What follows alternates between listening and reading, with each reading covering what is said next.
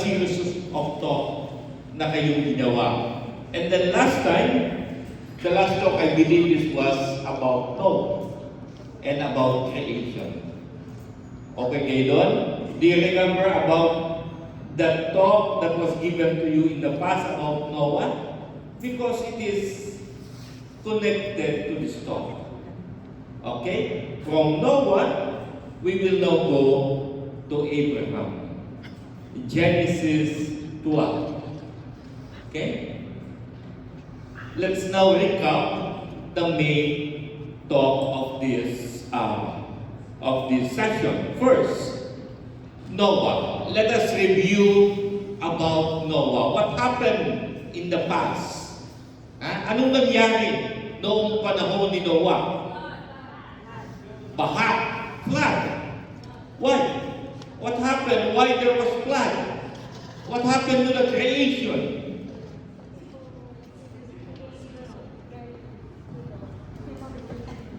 People did not obey God. And God punished them. Okay? Kaya nagkamero ng baha. Pero sabi ng Diyos, Noah, I'm not that bad. I love my people. I will save my people. I will save my creation. Therefore, make an ark, make a boat, and bring animals, those people na pwede ba natin mailigtas? No? Sapagkat God loves us. He will not withdraw His love from us.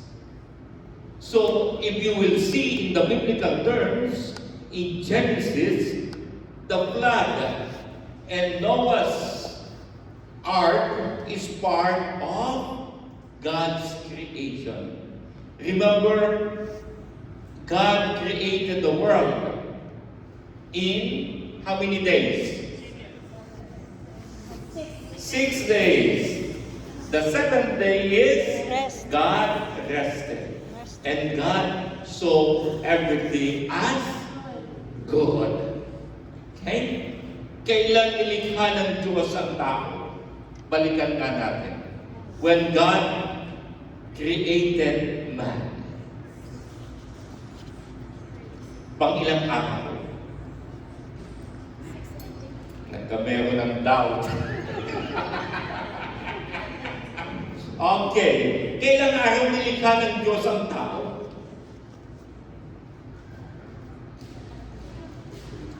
Huli ang tao. Ha? Huli ang taong tinre. Panghuli ang tao. Pang-ilang araw yun ang tao? 6 The days? sixth day. Okay? God created man on the sixth 6 day. days. And God said, it was Good. very Good. good. From day 1 to day 5, God created the universe, the earth, the sea, the birds, the fish, everything. And God said it was good. When God created men and women, God said it was very good. Okay? I would like you to see the distinction. Good and very good. You are higher than the fish. You are higher than the soil. You are higher than the living creatures. Because you and I are special in the eyes of God. Okay? Then, but why God destroyed His creation? Because people disobeyed Him. People make a lot of sins. See, look at that issue at the town of Babel. No? The confusing situation at Babel. Sodom and Gomorrah, Babel, confusion. People could not meet one another, could not be at peace with one another. The immorality of one another. People felt that they are God. Hindi kayo Diyos, hindi ako Diyos.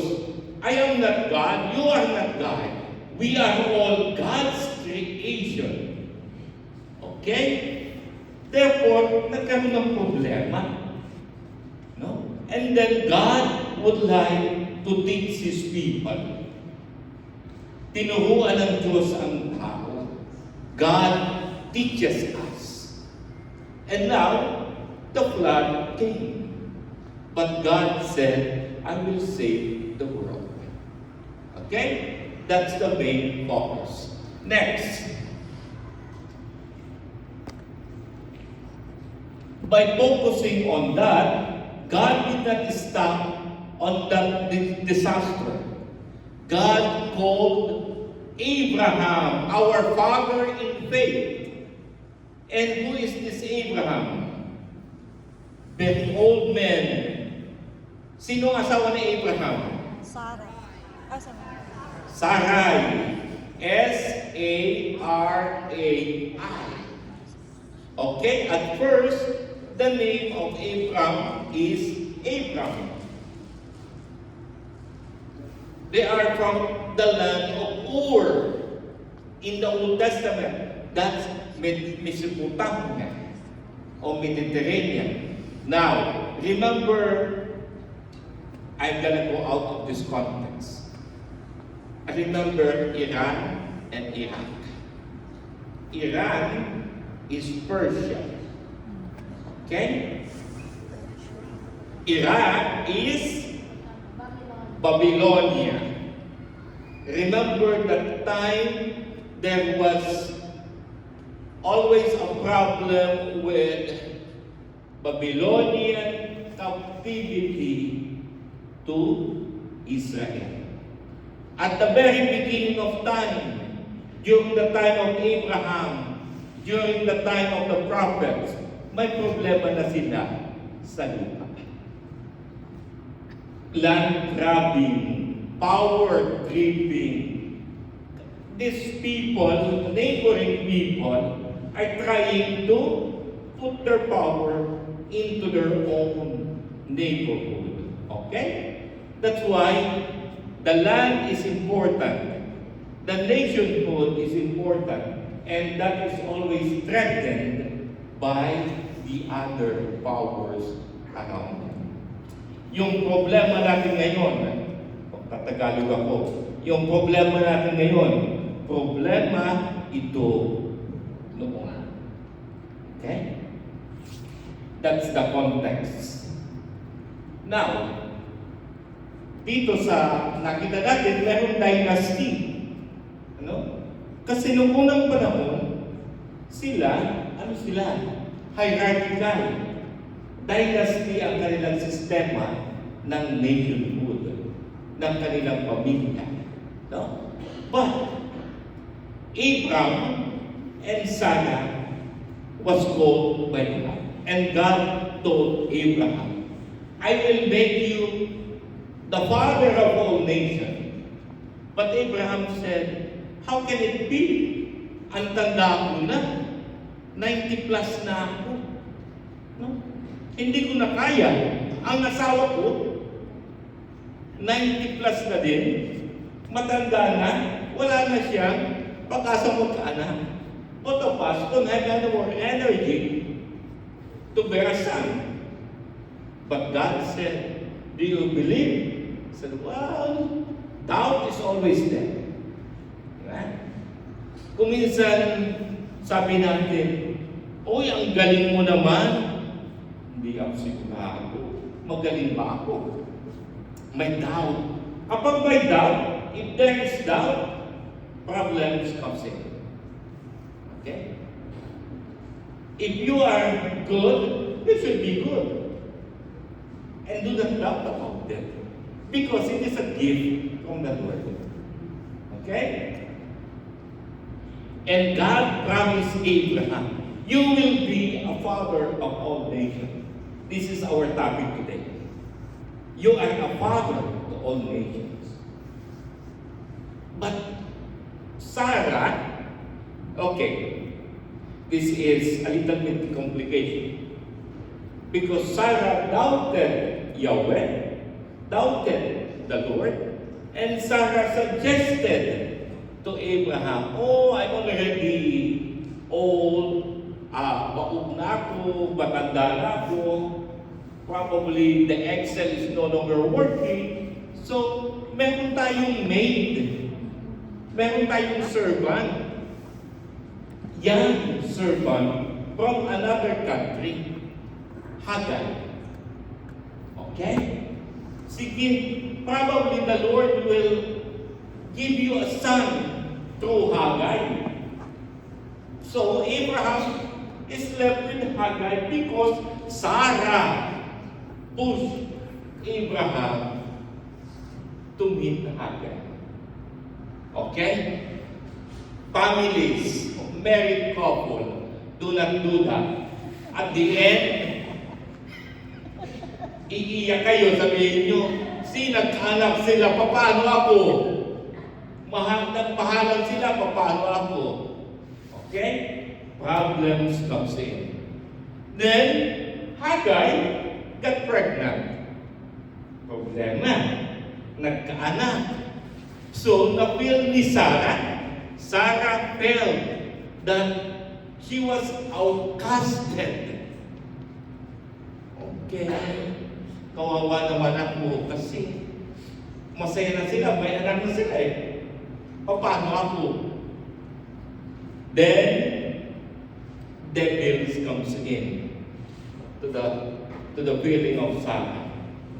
Now, sabi niya, palayasin mo yan, ha? Palayasin mo yan. Hindi siya tunay na asawa at tunay na anak. Pamilya? Very pamilya, Filipinos, no? Very pamilya.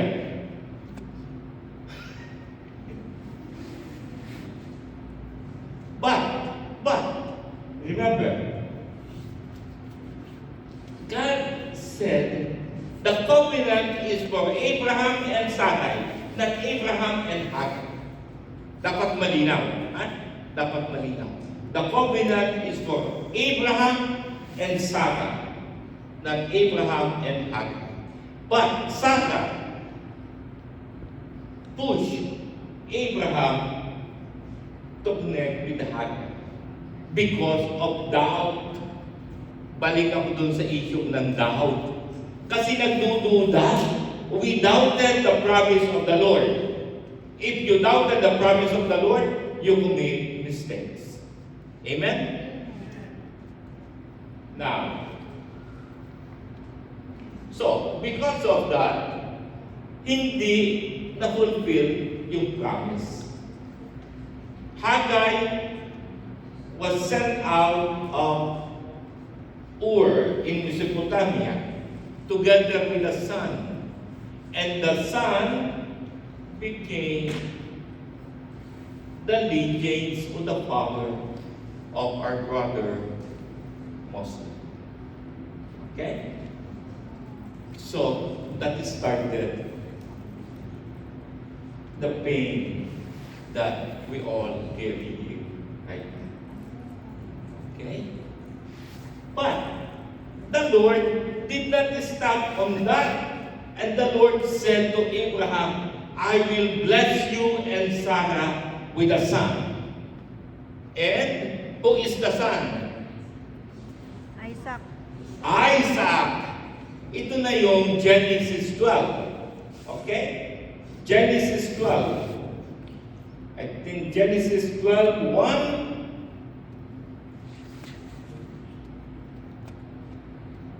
Genesis 12, from Genesis 12, 15, 17, and 22. Okay? All those parts. Genesis, kanina, Genesis 12. Now we are now Genesis 15, 17, and 22. The fulfillment of the promise. And the promise is for Sarah to bear the son. Okay? So, mga asawa, do not push your husband namang babae. Okay? Mga lalaki, huwag kayong mambabae kasi wala dyan ang promise at blessing ng Diyos. Parang may parang may nangyayari.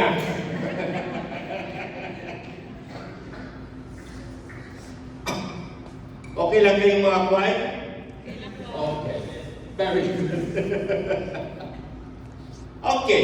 This is the ultimate test. Okay? Ito na yung God not only bless you because He wants to bless you, but God wants Abraham to prove that he is worthy of the gift.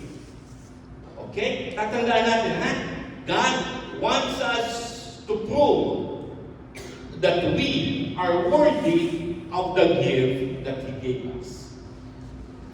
Okay? Now, anong sabi ng Diyos kay Abraham? Okay? Dalhin mo si Isaac sa bundok ng Moriah. Moriah, in the mountain of Moriah, present-day Jerusalem. Okay? Present-day Jerusalem. And then from that mountain, offer Isaac as a sacrifice. Binigyan mo nga ng anak, kaisa-isang lalaki. Tapos ngayon, gusto mo pang i-sacrifice yung anak na ibinigay. So, very painful for Abraham, very painful for Sarah, but they trusted the Lord. When Isaac was climbing up the mountain together with Abraham, anong sabi ni Isaac? Dad, Pa, where is the lamb to be sacrificed? Anong sabi ni Abraham? God will provide. That's chapter 15, I think. No? God will provide. And Abraham was carrying the goods. My goodness, parang nakakatakot yun, no?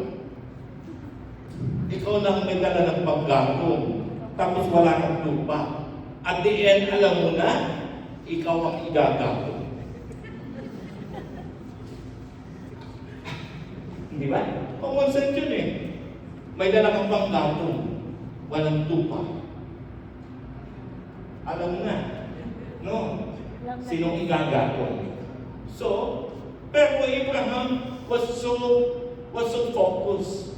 I will sacrifice this child because God commanded me to do it for him. Okay? Now, nung makaakyat sila sa bundok, in one of the commentary, Scott Hahn was telling us that Abraham pleaded his father. No, Isaac pleaded Abraham, his father, and said, Dad, sige, itali mo ako ng mahigpit so that hindi ako makawala. So that I will not be resisting in this offering. So, Scott Hahn was telling us that Isaac accepted that faith. Diba? Kung minsan tayo, nagre-resist tayo sa mga challenges ng buhay. Bakit naman ako, Lord? Nagsisimba naman ako. I always at the church, I'm always at the prayer meeting. Bakit ako may cancer? Lord, bakit naman ganun? Bakit? Nagsisimba naman ako. Bakit ang anak ko kuntis? Lord, bakit naman ganun? Why? I always at your prayer meeting, why problems comes? But Abraham and Isaac is teaching us today, trusting the Lord. Hindi naman yung tayo mabayaan. God will never forsake us. Amen. In spite of the difficulties, in spite of the problems, in spite of the challenges, God will never abandon us. And then at that moment, when Abraham is about to strike Isaac, God pointed the ram, ang tupa, na yung nakasabit. You know, that's the sacrifice, not the buwan. No? Ganoon kagaling ang Diyos. That's the willingness of Abraham to do God's will. So, and then if we will see it, what is the parallel of this one? Many, many years ago, it's about Jesus. Jesus was born. And Jesus was asked to go to the mountain, the same mountain, Moriah, Jerusalem. The modern Jerusalem. And Jesus carried the wood of the cross. Sa Isaac carried the wood, the panggatong. And Jesus carried also the wood. On the top of that mountain, Jesus was sacrificed. On the top of the mountain of Moriah, Isaac was sacrificed. Okay? I would like you to see the pattern. Okay, next. Because of Abraham's faithfulness, Abraham met the priest Melchizedek. Melchizedek don't have any historical background. Okay? He is just said, he is the king of Salem. Okay? He is the king of Salem. But there is no other information about Melchizedek. But Melchizedek offered bread and wine in thanksgiving for the gift of God. Abraham was a gift of God. Isaac was the gift of God. Abraham, from Abraham to Abraham, from Sarai to Sarah, is a gift of God. Therefore, the priest Melchizedek offered the thanksgiving, the bread and wine. At the New Testament, who offered the gift of bread and wine? Jesus. Jesus is the sacrifice. Jesus is the bread, the body, and Jesus is the wine, the blood of sacrifice. Amen? Malinaw ba? Yeah, clear? Is that clear? Okay, next. And because of that covenant, God fulfilled His promise. Okay? Because of the covenant between God and Abraham, God and His people, God fulfilled His promise. And the fulfillment of the promise is Jesus, our Lord. Okay? Remember that, Jesus is the fulfillment of everything from the New Testament and up to today. Jesus is the center of everything. Okay? All our sacrifices, all our praise and worship, all our challenges in life, Jesus is at the center. Amen? Despite Abraham and Sarah's invasion, I already discussed this one, no? Because sometimes we, people, even Sarah, ang tagal naman ni Lord magpadala, no? God is so slow in answering to my prayers. I better do it on my own. And if we do it on our own, problems come. Kasi nagmamadali. We would like to be ahead of the game. We would like to control the narrative. We would like to control events of life.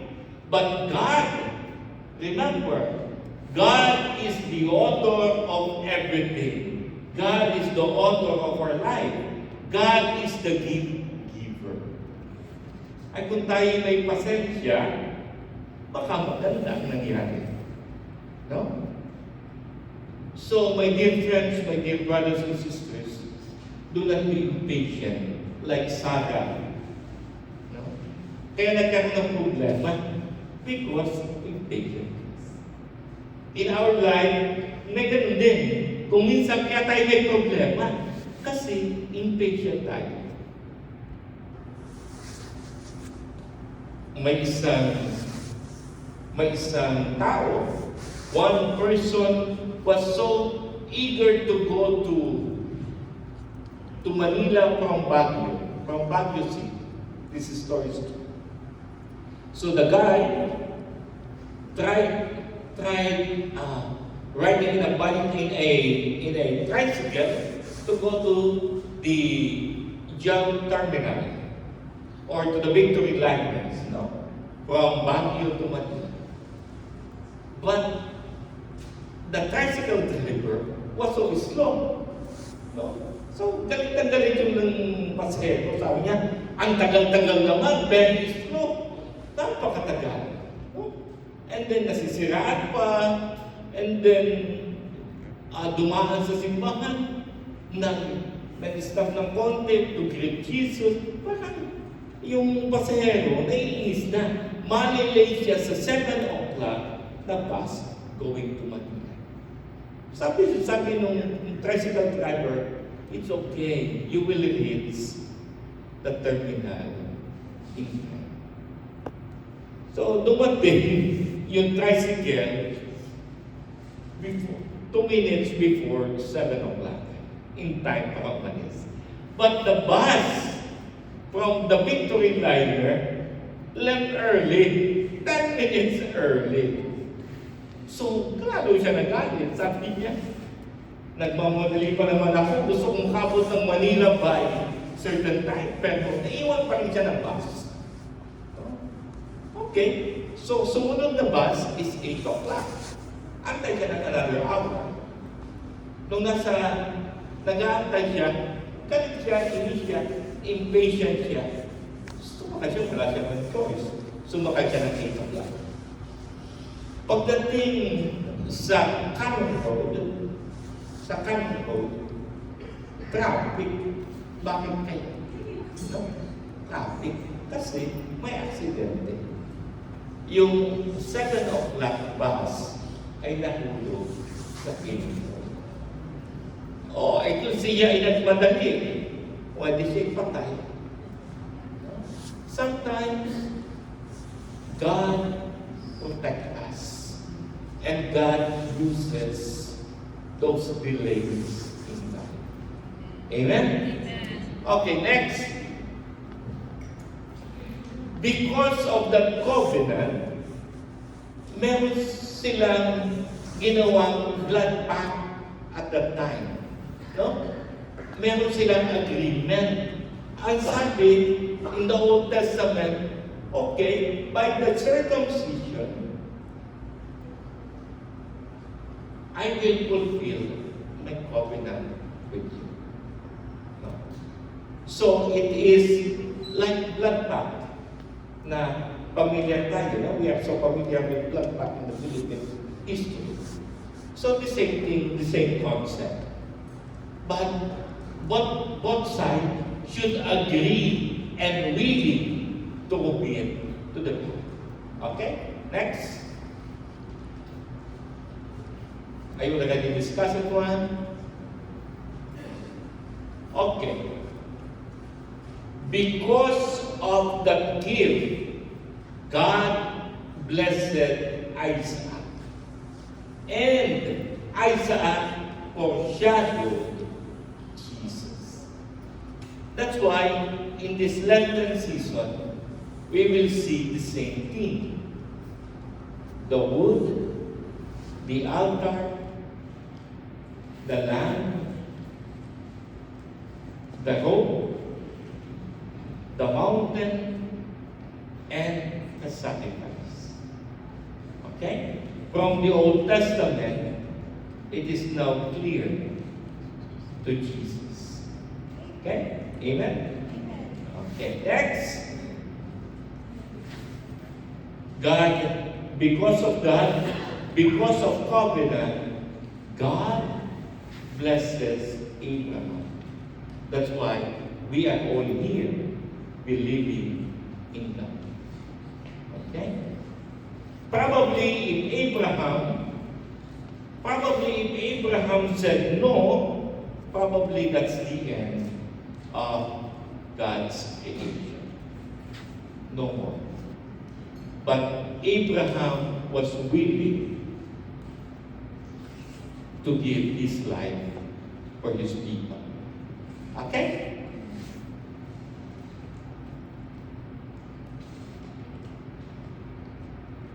This is a little bit controversial in the historical context. God often chooses younger sons, Isaac over Ishmael, Jacob over Esau, Joseph over his brother, to carry forward his plan, challenging cultural expectations and emphasizing divine grace over human merit. Well, hold on.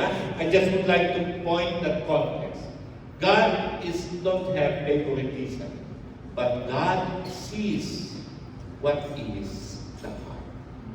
Okay? Isaac, Ishmael already had that idea that, well, hold on, I'm the first one. I should be blessed in every life. But God doesn't want the proud person. Jacob over Esau is seen. Joseph was being sold by his brothers. But Joseph was the one who saved his brothers and the Israel from famine. Okay?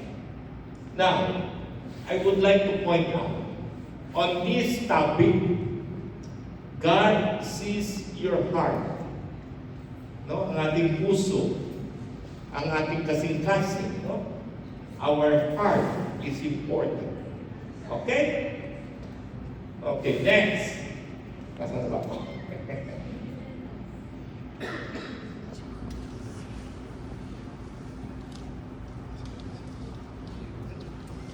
Okay.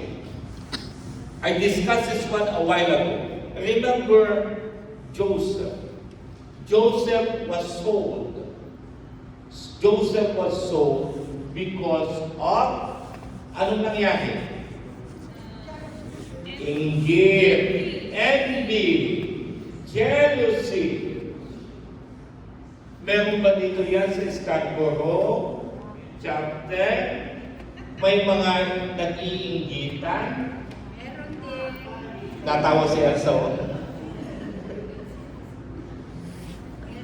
Remember what happened to Joseph and to his brothers. Problems comes in. Pain comes in because of envy, jealousy.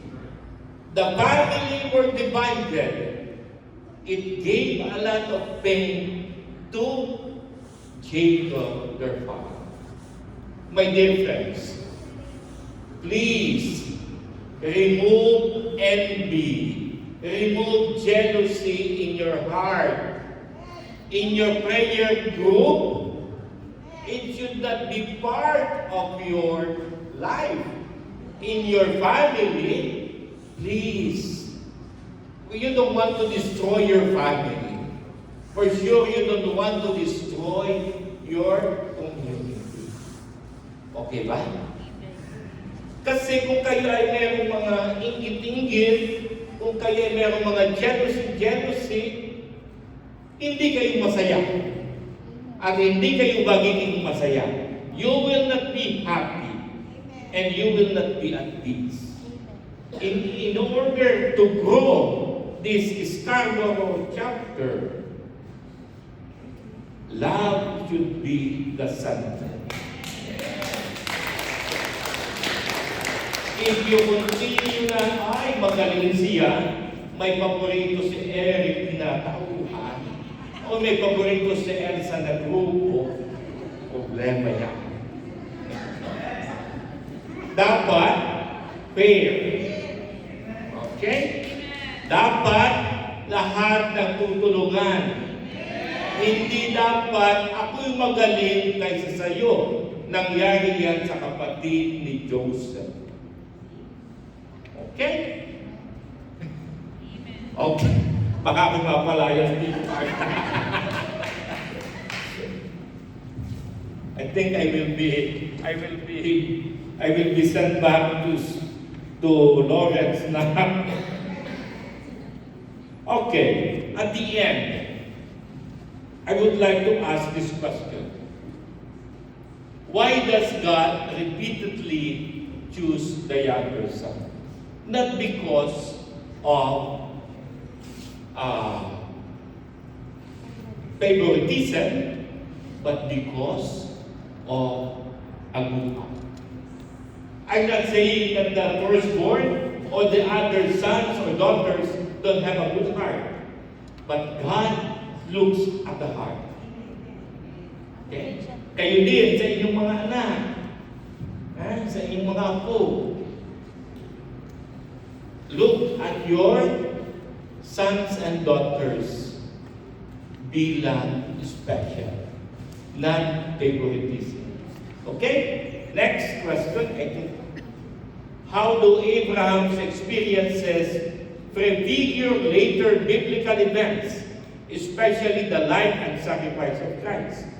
Isaac, remember, Isaac prefigured Jesus. Okay? So, I will end this slide. Do you have questions? Naintindihan ba? Is that clear? So, tandaan ninyo ha, Abraham was faithful to God. And Abraham sacrificed because of the love of God. Okay? Sige po. Now, may tanong kayo. Wala nang tanong. Clarification. Malinaw po ba? Is that clear? Malinaw, ha? Malinaw. Okay. So, I will end this way. So, tandaan po natin, just to summarize. Just to summarize. The covenant of God is always there. And God's covenant is always available to us. It is up to us to accept it and to use it wisely. Amen? I greet you a blessed Lenten journey, and hopefully you will enjoy the resurrection of Jesus because you sacrifice, you pray, you give out for the love of others. Amen? Please stand. The Lord be with you. And may Almighty God bless you, the Father, the Son, and of the Holy Spirit. Maraming salamat, Eric, maraming